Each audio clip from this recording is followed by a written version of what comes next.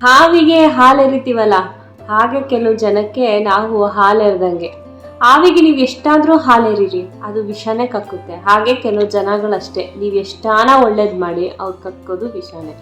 ನಂಬಿಕೆ ಅನ್ನೋ ಪದಕ್ಕೆ ಹರಹರಲ್ಲ ಕೆಲವರು, ಅಂತ ಕಚ್ಚಡ ಜನಗಳು ಇರ್ತಾರೆ. Hi, hello, welcome back to Sarita's lifestyle. ಎಲ್ಲರೂ ಹೇಗಿದ್ದೀರಾ? ಎಲ್ಲರೂ ಚೆನ್ನಾಗಿದ್ದೀರಾ ಅಂತ ಅಂದ್ಕೊಳ್ತೀನಿ. ಇವತ್ತಿನ ಟಾಪಿಕ್ ನಿಮ್ಗೆ ಈಗಾಗಲೇ ಗೊತ್ತಾಗಿರುತ್ತೆ ಯಾವುದ್ರ ಬಗ್ಗೆ ಮಾತಾಡೋಕ್ಕೆ ಬಂದಿದ್ವಿ ಅಂತ. ಎಲ್ಲೂ ಜಾಸ್ತಿ ನಾನು ಟೈಮ್ ವೇಸ್ಟ್ ಮಾಡೋಣ, ಬನ್ನಿ ವಿಡಿಯೋನ ಶುರು ಮಾಡೋಣ.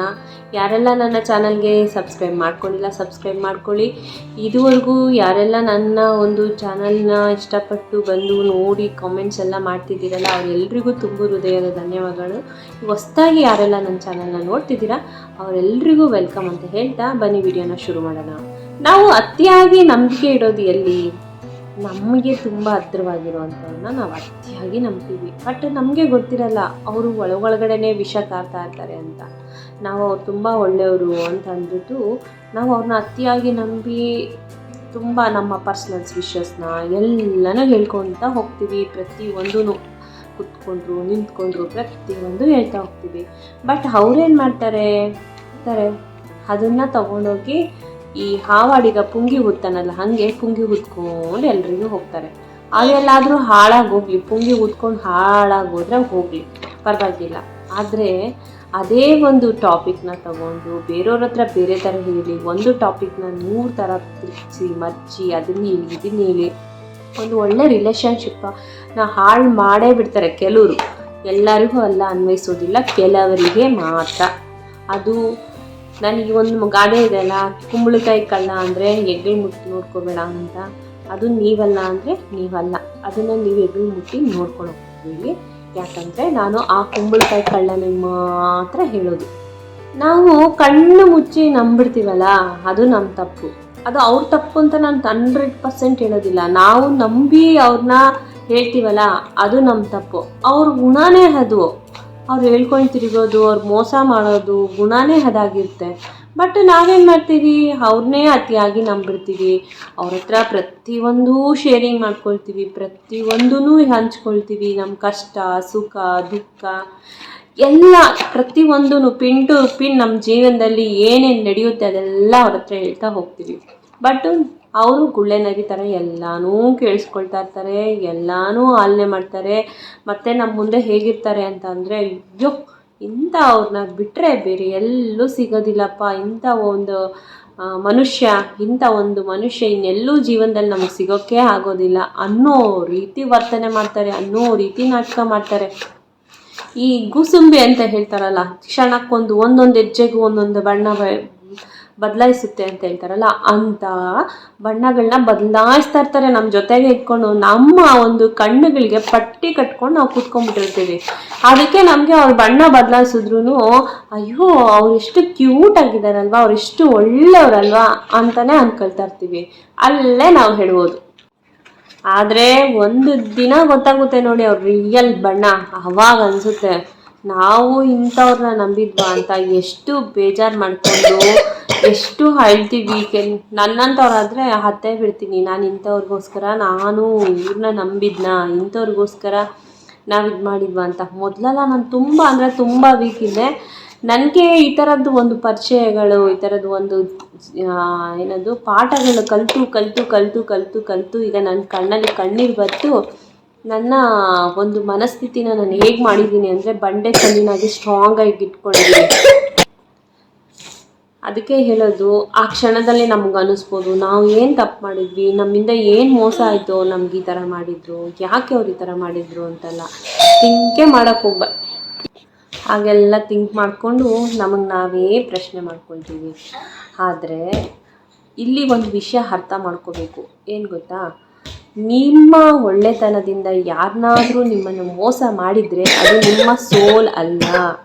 ನಿಮ್ಮ ಒಳ್ಳೆತನದಿಂದ ಯಾರನ್ನಾದರೂ ಮೋಸ ಮಾಡಿದರೆ ಅದು ನಿಮ್ಮ ಸೋಲಲ್ಲ, ಅದು ಅವರ ವ್ಯಕ್ತಿತ್ವ. ಏನು ಹೇಳಿ, ಅದು ಅವರ ವ್ಯಕ್ತಿತ್ವ. ಅದು ನಮ್ಮ ಒಳ್ಳೆತನದಿಂದ ನಾವು ಮೋಸ ಹೋಗೋದಲ್ಲ, ಅದು ಅವರ ವ್ಯಕ್ತಿತ್ವದಿಂದ. ಹಾಗಾಗಿ ಇಂಥವ್ರ ಹಿಂದೆ ಹೋಗಿ ಯಾಕೆ ಹೀಗೆ ಮಾಡಿದೆ, ಯಾಕೆ ಹಂಗೆ ಮಾಡಿದೆ ಅಂತೆಲ್ಲ ಕೇಳ್ಕೊಳೋಕ್ಕೆ ಹೋಗಬೇಡಿ, ಆಯಿತಾ. ಆವಾಗ ನಮ್ಮ ಆತ್ಮಗೌರವಕ್ಕೆ ನಾವೇ ವಂಚನೆ ಮಾಡ್ಕೊಂಡಂಗಾಗುತ್ತೆ. ಸೊ ಅದಕ್ಕೋಸ್ಕರ ಯಾವತ್ತೂ ಅವ್ರ ಹಿಂದೆ ಹೋಗಿ ಯಾಕೆ ಹೀಗೆ ಮಾಡಿದೆ, ಯಾಕೆ ಹಾಗೆ ಮಾಡಿದೆ ಅಂತ ನಾವು ನಮ್ಮನ್ನು ಯಾವತ್ತೂ ಹೋಗಿ ನಾವು ಅವ್ರ ಹತ್ರ ಕೇಳಕ್ಕೆ ಹೋಗಬಾರ್ದು. ನಿಮ್ಗೆ ಅವ್ರು ಗೊತ್ತಾಯ್ತು ಅವ್ರು ಎಂಥವ್ರು ಅಂತ, ದೂರ ಇದ್ಬಿಡಿ. ಅದನ್ನು ಬಿಟ್ಟು ಅವ್ರ ಹತ್ರ ಹೋಗಿ ಬೇಡ್ಕೊಳ್ಳೋದು, ಯಾಕೆ ಹೀಗೆ ಮಾಡಿದೆ ಅಂತ ಯಾವತ್ತೂ ಕೇಳಕ್ಕೆ ಹೋಗಬೇಡಿ. ಕೆಲವೊಮ್ಮೆ ಜೀವನದಲ್ಲಿ ಕೆಲವರು ದೂರ ಹೋಗೋದು ನಷ್ಟ ಇಲ್ಲ, ಅದು ಜೀವನಕ್ಕೆ ಸಿಗೋದು ಒಂದು ವಾರ್ನಿಂಗ್. ಅಂಥವ್ರು ದೂರ ಹೋಗೋದ್ರಿಂದ ನಮಗೇನು ನಷ್ಟ ಇದೆ ಅಲ್ವಾ? ಅಂಥವ್ರು ದೂರ ಹೋಗೋದ್ರಿಂದ ಅಂಥವ್ರು ಇರೋದ್ರಿಂದ ನಮಗೊಂದು ಜೀವನಕ್ಕೊಂದು ವಾರ್ನಿಂಗ್ ಇದ್ದಂಗೆ. ಯಾಕಂದರೆ ಎಲ್ಲರೂ ಜೀವನದಲ್ಲಿ ಶಾಶ್ವತವಾಗಿ ಯಾರೂ ಇರೋಕ್ಕಾಗಲ್ಲ, ಯಾರೂ ಬರೋಕ್ಕೂ ಆಗೋದಿಲ್ಲ. ಇರುವಷ್ಟು ದಿನ ನಾವು ಖುಷಿಯಾಗಿರಬೇಕು, ನಮ್ಮದೊಂದು ನೋಡ್ಕೊಂಡು ಹೋಗಬೇಕು.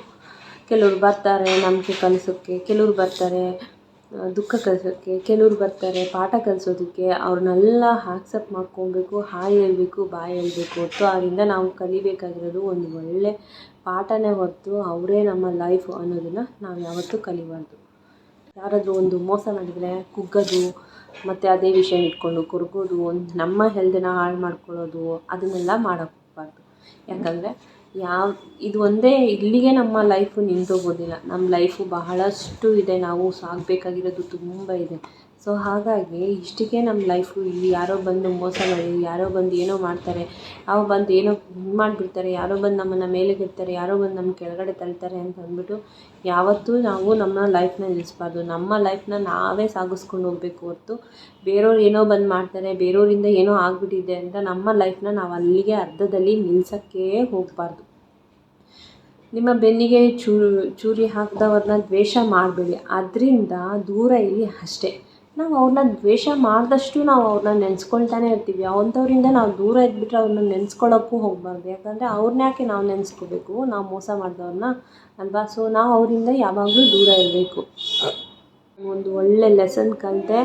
ನೆಕ್ಸ್ಟ್ ನಾನು ಇಂಥ ಲೆಸನಿಂದ ಹೇಗಿರಬೇಕು ಅನ್ನೋದನ್ನು ಕಲಿತ್ಕೊಂಡು ನಾವು ನಮ್ಮ ಒಂದು ಚಾಪ್ಟರ್ನ ಅಲ್ಲಿಗೆ ಮುಗಿಸ್ದೆ ಅದಕ್ಕೆ ಕಂಟಿನ್ಯೂ ಕೊಡ್ತಾ ಇರಬೇಕು. ನಮ್ಮ ಚಾಪ್ಟರು ನಾವು ಡೇ 1 ನಾವು ಈ ಭೂಮಿಗೆ ಬಂದಾಗಿಂದ ನಾವು ಸಾಯೋವರೆಗೂ ಇದ್ದೇ ಇರುತ್ತೆ. ಆ ಚಾಪ್ಟರ್ನ ಇಲ್ಲಿ ಯಾರೋ ಮಿಡಿಲಲ್ಲಿ ಬಂದು ಹೋಗ್ತಾರಲ್ಲ ಅವ್ರಿಗೋಸ್ಕರ ಸ್ಟಾಪ್ ಮಾಡ್ಕೋಬಾರ್ದು, ಅವ್ರಿಗೋಸ್ಕರ ಕುರುಗಬಾರ್ದು, ಅವರಿಗೋಸ್ಕರ ನಿಲ್ಲಿಸಬಾರ್ದು. ನಮ್ಮ ಚಾಪ್ಟರು ದೇವರು ಆಲ್ರೆಡಿ ಬರೆದು ಕಳಿಸ್ಬಿಟ್ಟಿರ್ತಾನೆ, ನಾವು ಅದ್ರ ತಕ್ಕನಂಗೆ ಹೋಗ್ತಾ ಇರಬೇಕು ಹೊರತು ಇವ್ರಿಗಳಿಗೋಸ್ಕರ ನಾವು ಅಲ್ಲೇ ನಿಲ್ಲಿಸ್ಕೊಂಡು ಹೋಗಬಾರ್ದು. ಸೊ ಇದಾಗಿತ್ತು ಇವತ್ತಿನ ವೀಡಿಯೋ. ಈ ವಿಡಿಯೋ ನಿಮಗೆ ಇಷ್ಟ ಆಗಿದೆ ಅಂತ ಅಂದ್ಕೊಳ್ತೀನಿ.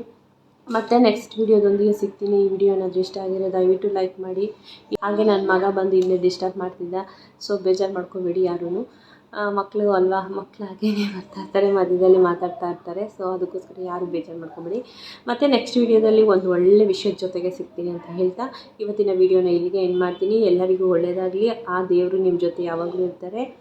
ಸೊ ಎಲ್ಲರೂ ಖುಷಿಯಾಗಿರಿ. ಮತ್ತೆ ಸಿಗೋವರೆಗೂ ಅಲ್ಲಿವರೆಗೂ ಎಲ್ರಿಗೂ ಬಾಯ್. Love you all.